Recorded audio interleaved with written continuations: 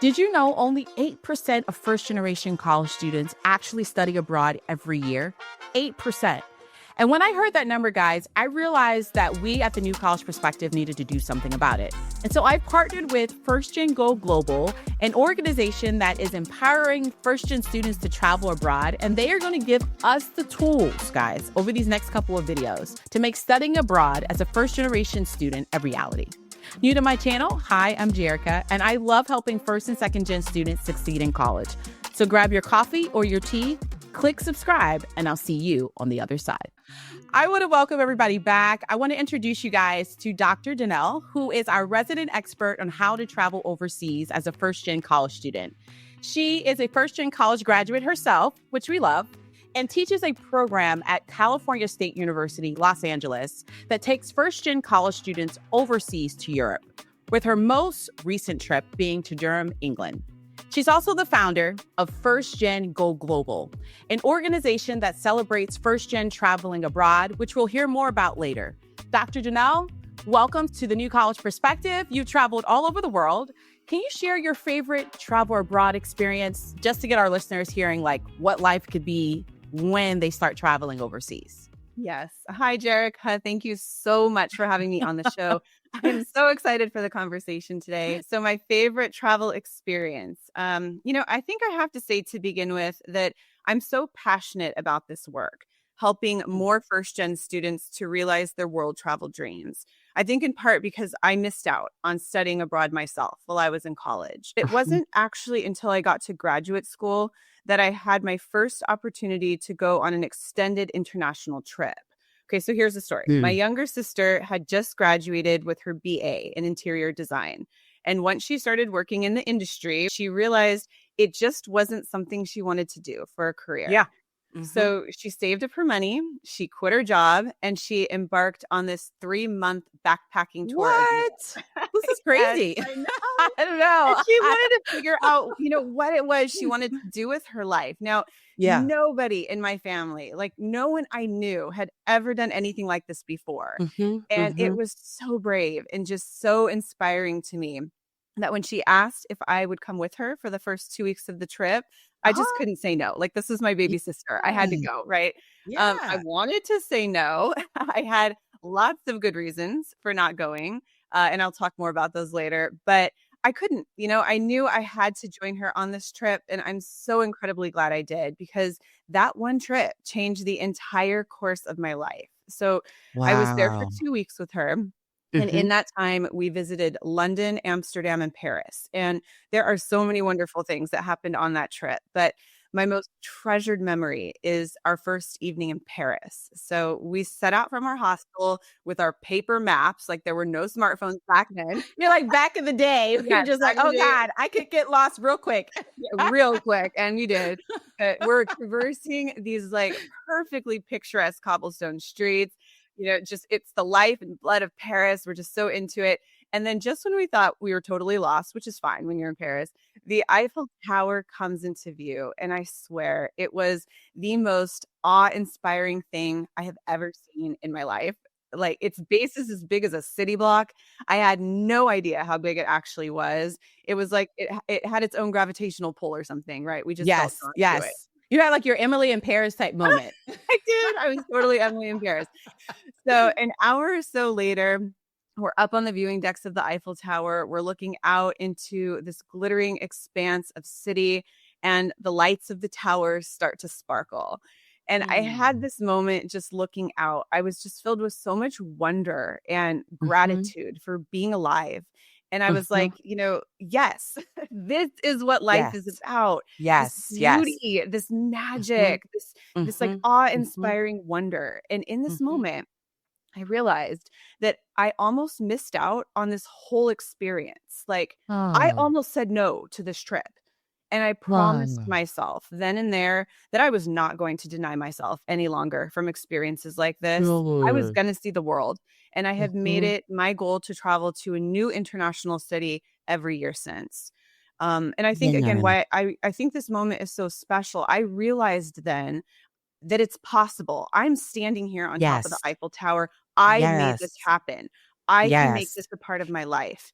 And I've been to some Yes. really amazing places around the world since that trip. But that one will forever have a special place in my heart as the favorite Yes. because it's where I realized that international travel is something I could do. And from there, the Yes. whole world opened up for me. Man, woo! I'm just getting goosebumps. Like, first of all, Dr. Janelle, like two things. Paris, and I can see you there. Just being overtaken and just like, wow, where am I? This is a whole new place. And I feel like honestly, Paris sweeps so many people off of their feet. I hear it's like you either love it or you don't like it. And for you, Mhm. it sounds like it was like absolutely magical.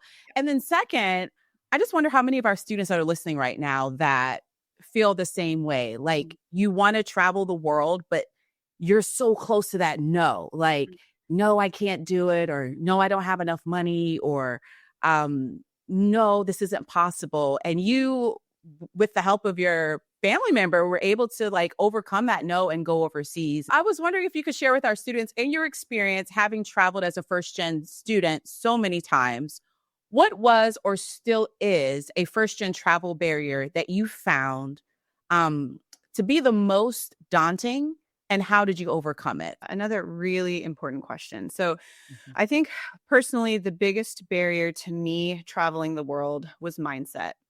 So Mhm. I mentioned earlier that I missed out on studying abroad as an undergraduate. And I had always dreamed of seeing the world. Like I had these big dreams, big goals, right? Like I wanted to do this, but I just didn't think it was within my reach for all the reasons that first gen students don't. So I was a self-supporting student. I financed my education through a mix of off-campus employment and student loans. I had a job, like usually multiple jobs to keep. And I didn't think that I could possibly take a full semester off work. Like I had bills to pay, Yes. an apartment to Yeah. keep, right? I need to put food on the table. So Mhm. I had Yeah, life. right, life. No savings, no financial net of any kind, Mhm. right? Like, how am I going to afford this? Um, in addition to all of this, there wasn't exactly anyone in my family urging me to get out there and see the world. Like, I Yes. love my Okay. family. We were super Mhm. close knit. Most everyone on my mom's side lived within a 10-mile vicinity of my grandma's house. So, the men Okay. in my family, they had blue Mhm. collar jobs as construction workers and deep sea Mhm. fishermen. And the Mhm. women in my family mostly stayed at home and cared after the children in the home, Yes. right?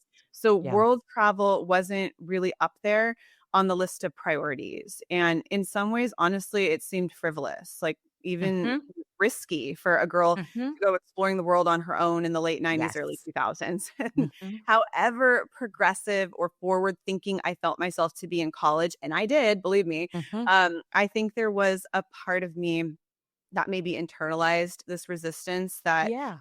kept me saying, "Not now, not now, but maybe Yes. someday."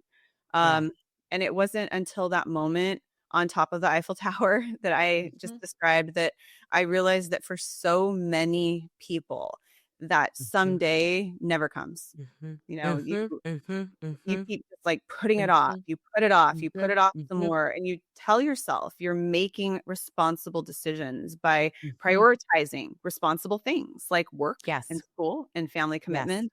And don't Yes. get me wrong, all of that is important, but in a lot of people's cases, the years just keep passing, right? And, like, Yep. then those life changing, like, the transformational, Yes. breathlessly joyful Yes. experiences that Yes. you could have had, they just don't happen. Mhm. Mhm. So I think again, the biggest barrier for me traveling the world was mindset. Like more than any of my external conditions, the full-time Yeah. school, the work, the family Yeah. commitments, the very limited funds I had in my disposal. Yes. Um, I, Yes. I I had to shift my thinking about it all. And I had to realize, and then not just realize, but like to acknowledge to myself and to others Mm. that world travel was just as important to me as any of these Mm. responsibilities. And Mm. at first, that felt really uncomfortable, like selfish Yeah. even, but Yeah. the more research I did, the more I connected with like-minded people who were also passionate about travel, Okay. the more my Yes. perspective began to shift. And the Mhm. more I came to see that world travel should be accessible to first gen Yes. working class students. It is Yes. not a Mhm. luxury or an Mhm. unnecessary expenditure. It's a Mm. privilege, right? And it's one Mhm. not all students have the same access to, but they Mhm. should. And so now I really understand why you started First Gen Go Global. But for our listeners that don't know, what is First Gen Go Global? Can you tell us what it is and where do you see it going in the future? Yeah, that's a great question. So it was actually a funny story. As I was preparing to depart for this 2-week study abroad that I led in England this past summer, that I had the idea for First Gen Go Global. So I wanted to be able to share pictures and videos from the study abroad program, but I didn't want to post everything to my personal Instagram site for obvious reasons. So in the Uber, privacy. Yeah. In the Uber, on the way to LAX, I created the First Gen Go Global Instagram account. And initially, I just conceived of it as a way for family and friends back home to follow our travels and see what we were getting up to. So the first few 10 or so posts are like a photo journal from each day of the trip. But after the program ended, I realized that the site could be used as a tool to get more First Gen students excited about the idea of world travel, whether through a study abroad program or their own independent trip they might be dreaming of taking. So just to give you some context, since 2015, I've developed various kinds of collaborative online international learning, which we call COIL initiatives, as well as on the ground study abroad programs for First Gen students. So I knew something like First Gen Go Global was needed. I'd been doing this work for a while. We use this First Gen Go Global Instagram page to chronicle all of our adventures on the trip, right? And then when I came home, I decided I want to keep this study abroad energy going. So I circulated a call to friends and colleagues for First Gen travel stories, and I began posting those periodically. I also post about study abroad and other kinds of international travel opportunities that just come across my radar. And most recently, I love this. This is so cool. So the student narratives that were published that were produced from the international writing workshop that we had in England last summer between Cal State LA and Durham, those student narratives were published to a Cal State LA open journal that I managed called Text and Type. So the student editorial board did a First Gen Go Global takeover and posted several excerpts. Yes, it was so amazing. They posted all these excerpts from the students' articles as well as pictures from the trip. So that was just a great experience. So again, at this point, like I said, it's a relatively new initiative. Our followers are mainly comprised of like students, faculty, staff, First Gen focused programs at various universities around the country. But I'd love to grow First Gen Go Global and make it a place where First Gen students around the world can come to be inspired to live their travel dreams. And that is really the mission of the site, right? And the work I do more broadly at the university today to help other First Gen students realize international travel is possible. And I really want to emphasize here that this work is important for a lot of reasons. So today, students make up just a fraction, First Gen students make up just a fraction of the number of students who study abroad each year. Just 8% of First Gen students. Just 8%, right? 8%. Man, they haven't even made it to like 10%. 8% of First Gen students. Single digits, right? We're First Gen students will participate in a study abroad program over the course of their college career. And honestly, that's an astounding statistic, given First Gen students make up nearly 1/2 of our total huge U.S. college student population, right? So obviously, there's not the representation there. There are decades of research at this point that show the positive impact study abroad programs have on students' college and post-grad careers. So just to give you a couple examples, students who study abroad are more likely to graduate in 4 years and earn higher cumulative GPAs than students who don't. Yes. Study abroad participants, get this, also tend to find jobs quicker after graduation within 6 months and earn higher starting salaries, right? So this is important. Like, given that First Gen students are more likely to overlap with all kinds of diverse student populations, we're talking like low income, working class, racially diverse students, non-traditional age students, students with caregiving responsibilities, veterans, right? Increasing access to study abroad programs for First Gen students is something we need to be talking about.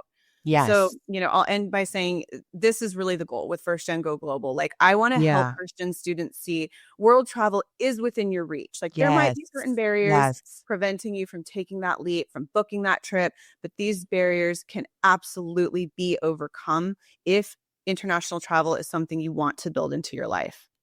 Yes, yes. I feel like I need to snap all the fingers. I don't know if people still doing that now, but I'm gonna do it.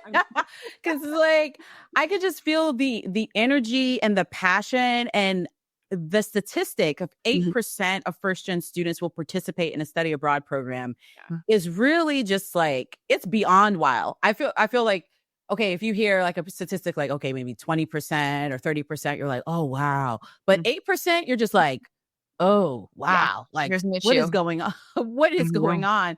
And I think it goes back to, there's like lots of barriers, and people not sure how to overcome those barriers. And so I think like First Gen Go Global, celebrating people that have already gone before, providing different opportunities on the platform, on your Instagram page of like how you can go abroad. I just can't wait for our listeners to go to First Gen Go Global, to check it out, and also contribute some of their stories. Because maybe some of our listeners are just like, you know what, I did travel and I would love to inspire the next. And so if you are a first gen student who has a dream to travel the world, but you're still thinking that it may be out of reach for someone like you, like you don't need it right now, or maybe you feel like you don't deserve it for one reason or another, right? I would just invite you to consider whether there's any real truth to these statements, or whether this way of thinking is something you may have inherited or internalized. And if that's the case, start connecting with people like you, right? Other first-gen students, faculty, staff who have backgrounds similar to yours and who have done the thing that you want to do. So start by taking a look at the stories posted to First Gen Go Global, get inspired, go from there. Honestly, I think like part of the reason why I finally said yes to that first trip to Europe was that I saw someone like me, my baby sister, right? Preparing to do it. And I realized like, yes, this is possible. It's something I can do too. So I'll just end by saying that I've been doing this work long enough to be able to say with absolute confidence that if you want this badly enough, you can make it happen. You can bust through any barriers that might be blocking you from your world travel dreams, right? There are resources out there for you. There are people like us who want to help you get there, right? And then like the way you feel when you travel, you take that leap, when you go somewhere internationally, the freedom you feel, that wonder, that awe, right? Everything you have to go through to get there is worth it in the end. Yes, yes, it's so worth it. And I feel like, guys, as we're talking to Dr. Janelle, it's like we're at a pep rally of sorts. Like, okay, like you can do it. And I love like that barrier of mindset that does resonate with me so much, as a second gen student, but just like having your community around you that's cheering you on. And if you don't have it around you, okay, figuring out the steps to get that community around you. Or now we have First Gen Go Global, liking them on the Instagram feed. And as you are going about your regular scrolling, you're going to get this extra dose, what you just got right now, of just like, you can do it. You need to go out there and do it. So Dr. Janelle, like this, to me, this was just so, this is what students need to hear to get out there and go and do this. And so I want to thank you again for coming on the show. This is going to be an awesome series. I know you guys can already see it. Like we're just like, yes, where's your ticket? Let's go right now. So I'll meet you there. Send me a postcard. Exactly. So I want you guys to get ready for the next video, where we're going to be talking about how to overcome the financial barriers to traveling abroad and give you actionable ways to overcome it. And as always, I want you guys to be kind to yourself, because the world needs who you were made to be. I'll see you guys on the next video.